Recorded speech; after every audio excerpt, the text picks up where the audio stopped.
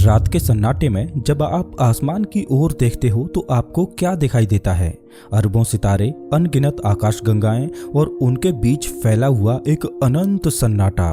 लेकिन क्या आपने कभी सोचा है कि इस विशाल ब्रह्मांड में हम अकेले क्यों हैं? इतनी सारी गैलेक्सी, इतने सारे ग्रह, फिर भी अभी तक हमें किसी और जीवन का कोई निशान क्यों नहीं मिला? इसे ही कहते हैं फर्मी पैराडॉक्स, यानी ब्रह्मांड में जीवन के होने की संभावना तो बहुत है लेकिन सबूत कहीं नहीं। तो आखिर सच क्या है? क्या हम वाकई ब्रह्मांड में अकेले हैं या फिर कोई ऐसी ताकत है जो हमें उनसे मिलने नहीं दे रही? और अगर कहीं बाहर कोई सभ्यता मौजूद भी है तो वो कितनी शक्तिशाली होंगी?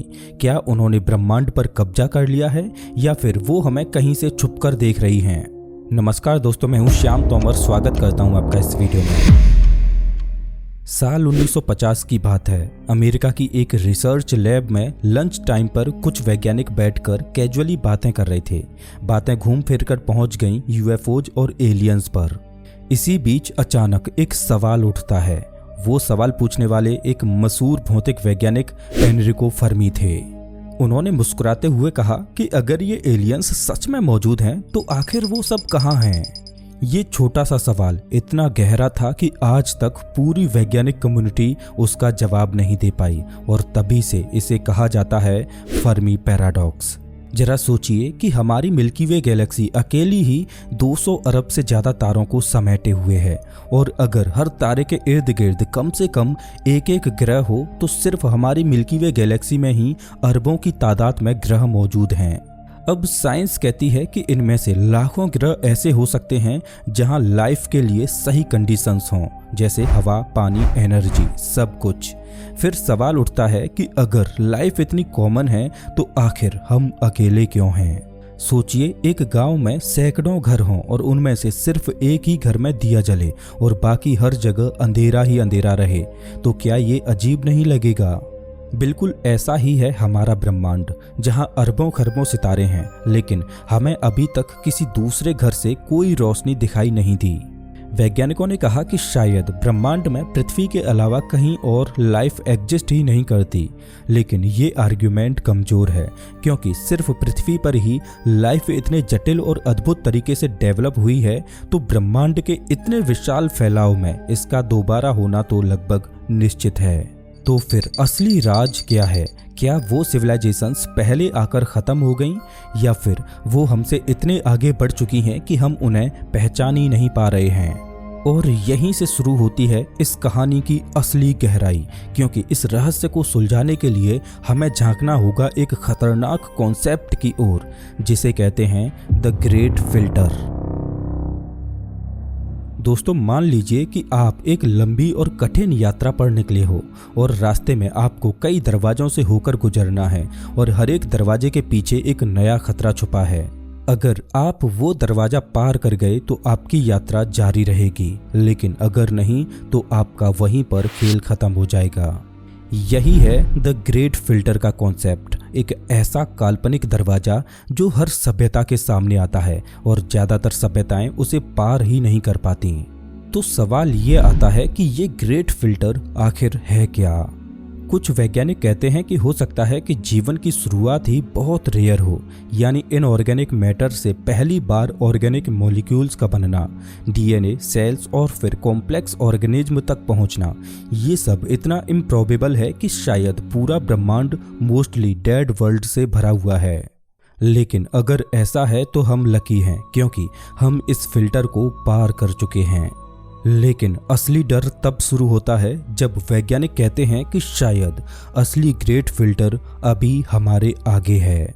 सोचिए, एक सिविलाइजेशन बहुत मेहनत करके टेक्नोलॉजी डेवलप करती है, स्पेस ट्रैवल सीखती है, मशीन बनाती है, एआई डेवलप करती है, लेकिन उसी टेक्नोलॉजी से वो खुद को ही नष्ट कर देती है। Nuclear war, uncontrolled climate change, killer AI या फिर कोई और डिजास्टर। इतिहास बताता है कि इंसानियत जितनी तेजी से आगे बढ़ रही है उतनी ही तेजी से खुद को खतरे में भी डाल रही है। अब सवाल ये है कि क्या हम भी उसी राह पर हैं? क्या हमारी सभ्यता भी उसी ग्रेट फिल्टर से टकराने वाली है जहां से आगे कोई भी सिविलाइजेशन सरवाइव नहीं कर पाती? सोचकर देखिए कि शायद इसी वजह से ब्रह्मांड में खामोशी है, क्योंकि जितनी भी सभ्यताएं पैदा हुईं वो सब अपने अपने फिल्टर्स में फंसकर मिट गईं। और अगर हम बचना चाहते हैं तो हमें ये समझना होगा कि अगले दरवाजे के पीछे कौन सा खतरा छुपा है। लेकिन मान लीजिए कि अगर हमने ये फिल्टर पार कर लिया तो उसके बाद हमारी जर्नी हमें कहाँ ले जाएगी? तो उसका जवाब छुपा है कादशेव स्केल में। साल 1964 में एक रूसी वैज्ञानिक निकोलाई कादशेव ने एक अद्भुत विचार दिया। उन्होंने कहा कि किसी भी सभ्यता की असली ताकत उसके हथियारों या उसकी इमारतों से नहीं, बल्कि उसके एनर्जी कंट्रोल से मापी जानी चाहिए। यहीं से जन्म हुआ कादशेव स्केल का, एक ऐसी सीढ़ी जिस पर चढ़कर कोई भी सभ्यता धीरे धीरे ब्रह्मांड की एब्सोल्यूट शक्ति तक पहुंच सकती है। कादशेव स्केल की सबसे पहली सीढ़ी है टाइप 1 सिविलाइजेशन, यानी वो सभ्यता जो अपने पूरे ग्रह की एनर्जी को कंट्रोल कर सके। सोचिए, अगर इंसान टाइप 1 सिविलाइजेशन बन जाए तो क्या होगा? हम तूफानों से एनर्जी खींच लेंगे, ज्वालामुखियों की गर्मी से पावर बनाएंगे, भूकंप से उठी ऊर्जा को भी बिजली में बदल देंगे, यानी हमारी धरती का कोई भी रिसोर्स बेकार नहीं जाएगा।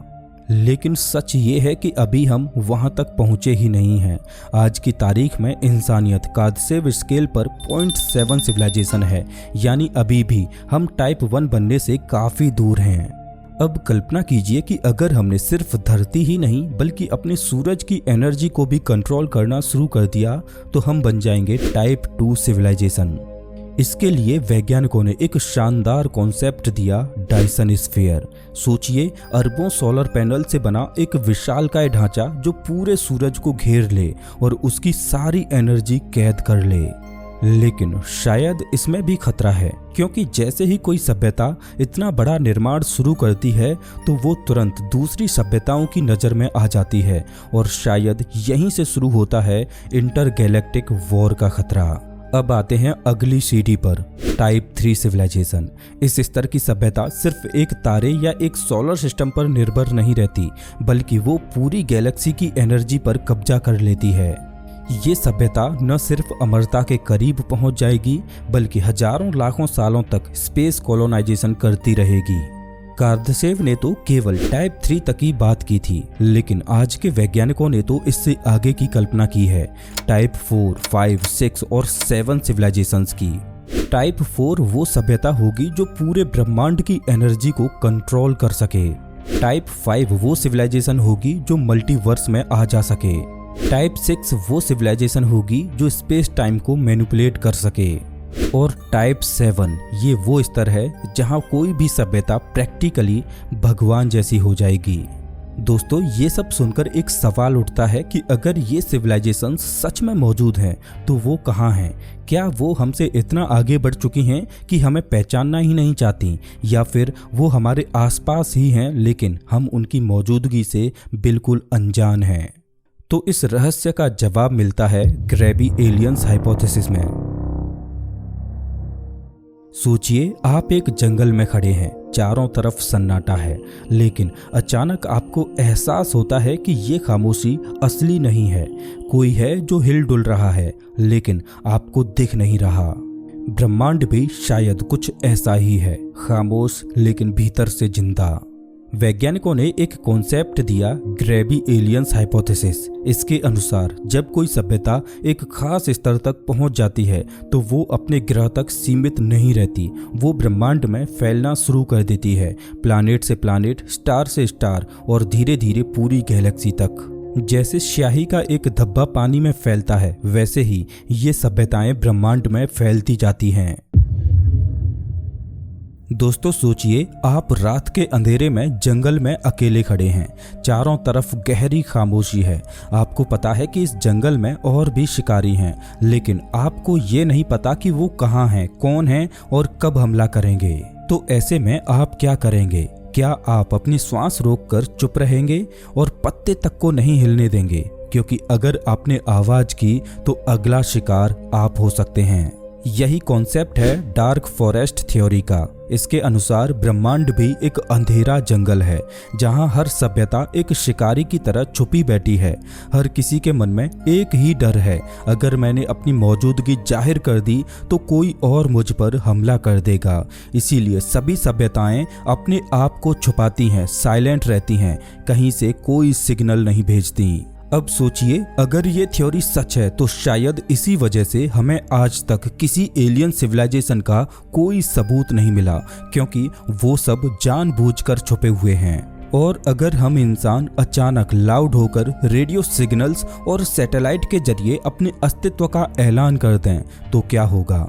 हो सकता है कि कोई सुपर एडवांस्ड सिविलाइजेशन हमें देख ले और उनके लिए हम सिर्फ एक बाधा हों, एक कीड़ा मकोड़ा जिसे कुचल देना उनके लिए बच्चों का खेल हो। डार्क फॉरेस्ट थ्योरी हमें एक डरावना सवाल देती है कि क्या हम अपनी सभ्यता को बचाने के लिए खुद को छुपा कर रखें, या फिर हमें ब्रह्मांड में अपनी आवाज़ उठानी चाहिए और उम्मीद करनी चाहिए कि कोई दोस्ताना हाथ हमारी ओर बढ़ेगा। लेकिन दोस्तों, मान लीजिए कि कहीं बाहर सच में कोई ऐसी सभ्यता मौजूद है जिसने ये सारे फिल्टर्स पार कर लिए हैं, जो छुपने की जरूरत से भी आगे निकल चुकी है, तो वो कितनी शक्तिशाली होगी?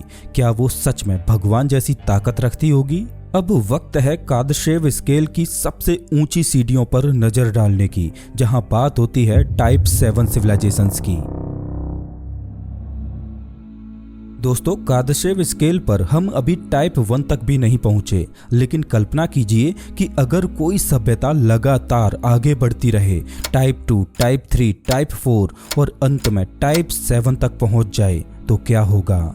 जैसा कि अभी हमने जाना कि टाइप 4 वो सिविलाइजेशन होगी जो पूरे यूनिवर्स की एनर्जी पर कंट्रोल कर पाए, यानी हर गैलेक्सी, हर तारे, हर प्लैनेट की शक्ति एक ही सभ्यता के अधीन हो।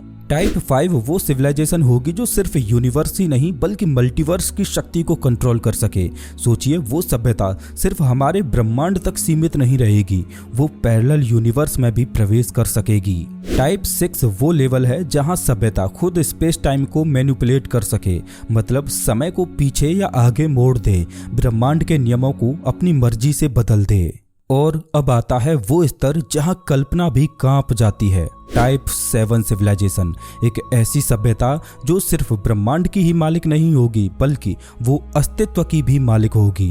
वो मैटर और एनर्जी को अपनी इच्छा के अनुसार बदल सकती है, वो नए यूनिवर्स बना सकती है, पुराने यूनिवर्स को मिटा सकती है, और उसके लिए समय और स्थान जैसे कॉन्सेप्ट सिर्फ खिलौने होंगे। सोचिए, अगर ऐसी कोई सभ्यता ब्रह्मांड में मौजूद है तो हमारी नज़र में वो कैसी दिखेगी? क्या हम उन्हें भगवान कहेंगे? क्या वो हमारे लिए क्रिएटर जैसे होंगे, या फिर वो हमें नोटिस तक नहीं करेंगे, जैसे हम चींटियों को नज़रअंदाज कर देते हैं? कुछ वैज्ञानिकों का मानना है कि अगर टाइप 7 सिविलाइजेशंस मौजूद हैं तो शायद उन्होंने हमें एक सिमुलेशन में डाल रखा है। हमारी दुनिया, हमारे नियम, हमारी फिजिक्स सब उनकी बनाई हुई प्रोग्रामिंग है और हम सिर्फ एक कॉस्मिक कंप्यूटर के अंदर दौड़ते कैरेक्टर्स हैं। यह सोचकर सिहरन होती है कि क्या हमारी दुआएं, हमारी प्रार्थनाएं, हमारे मंदिर और हमारे धर्म असल में उसी टाइप 7 सिविलाइजेशन को संबोधित कर रहे हैं?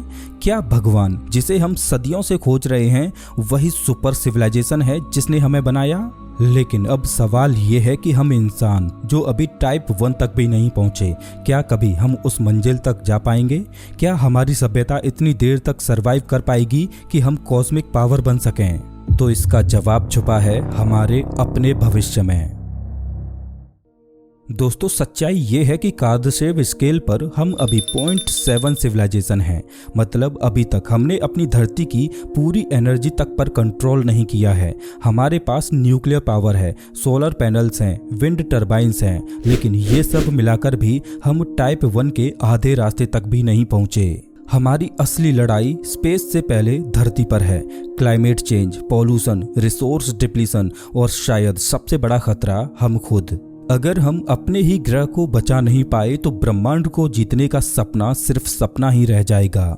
लेकिन मान लीजिए कि हम ये सब चैलेंजेज पार कर लेते हैं, हमने धरती को सस्टेनेबल बना लिया, एनर्जी को साफ और असीमित बना लिया और टेक्नोलॉजी को बैलेंस में रख लिया, तो फिर हमारी अगली मंजिल होगी टाइप 1 सिविलाइजेशन और उसके बाद शुरू होगी असली कॉस्मिक जर्नी।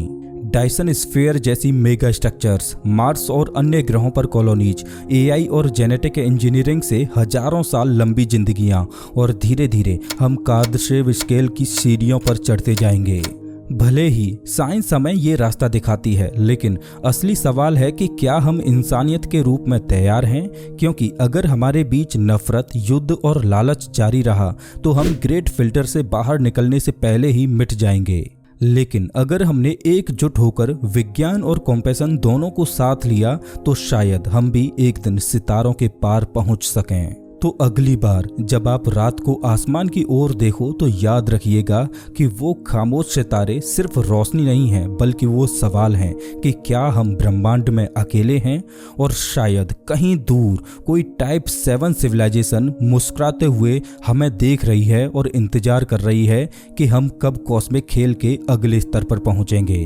तो दोस्तों, इस वीडियो में बस इतना ही। वैसे आप हमारा ये वीडियो कौन से शहर से देख रहे हो मुझे कमेंट करके जरूर बताना। मिलता हूं मैं आपसे एक नई वीडियो में, तब तक के लिए नमस्कार।